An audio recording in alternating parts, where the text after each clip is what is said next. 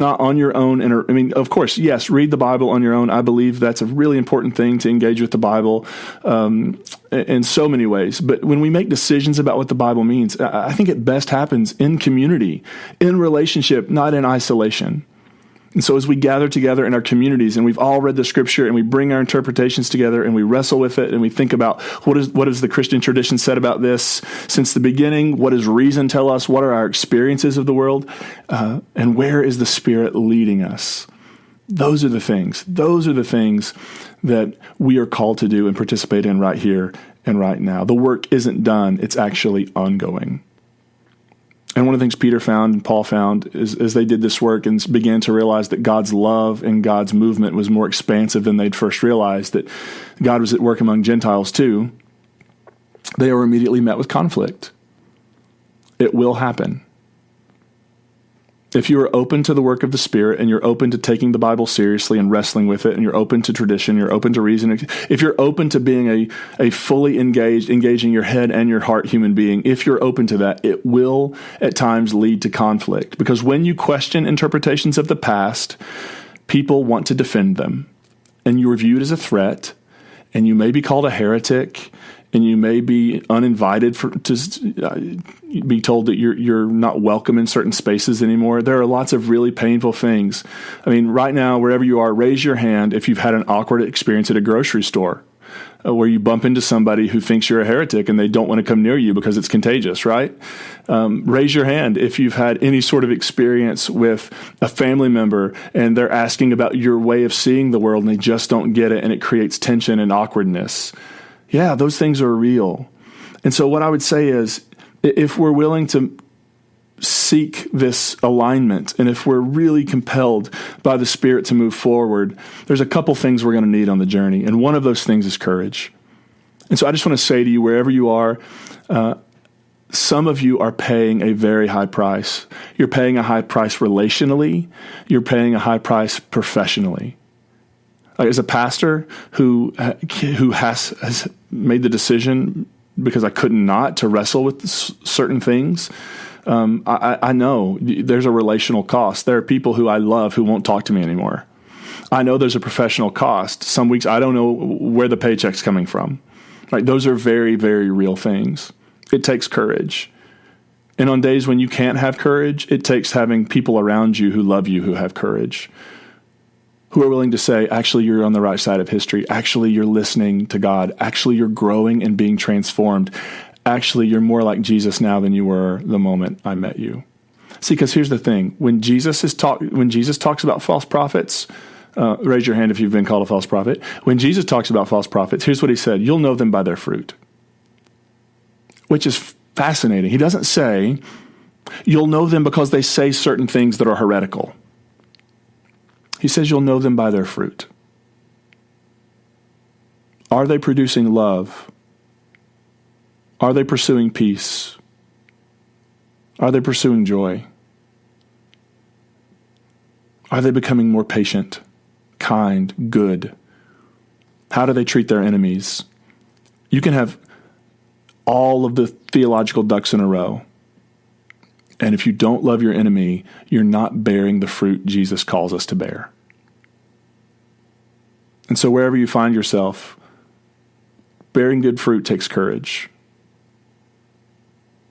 Find people you can surround yourself with who will love you and support you and encourage you and who will be courageous for you even when you can't be.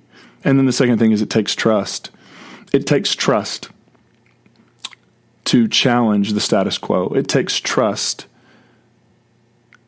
to leave behind interpretations that were instilled in you since childbirth.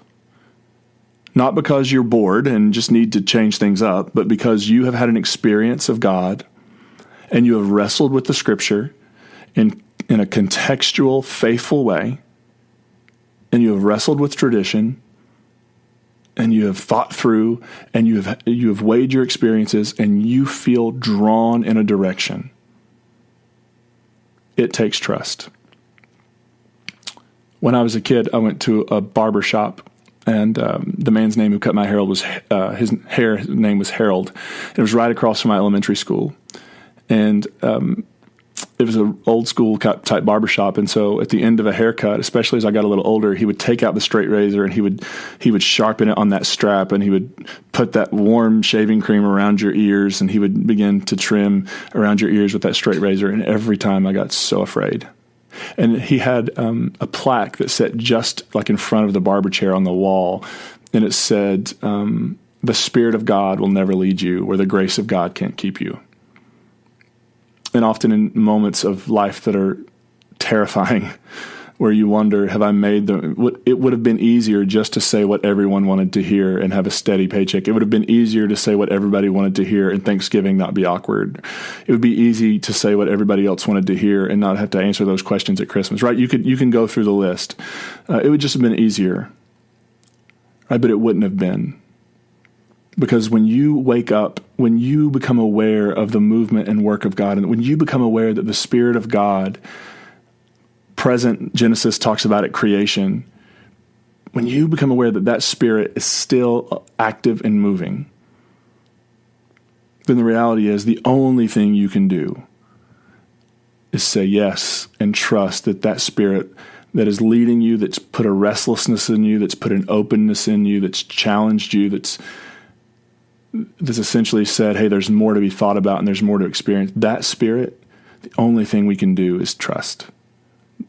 That wherever we're being led, it may be challenging, it may be difficult, it may be painful, but it will lead to life abundant, life full, and it will lead to a just and generous world.